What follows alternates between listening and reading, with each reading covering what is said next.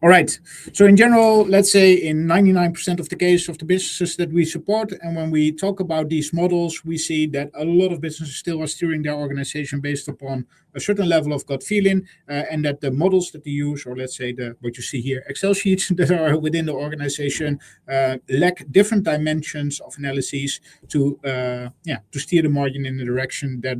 where the potential is. What we have tried to do is, once we look into an organization and once we see all these Excel sheets who are quite complex in terms of obviously how they are made, and a lot of hours are spent to build them, we also see that there is a high level of the prone to errors, and we see just that there's a high level of knowledge required to transfer the knowledge within the organization, and with that the organization becomes a little bit static. So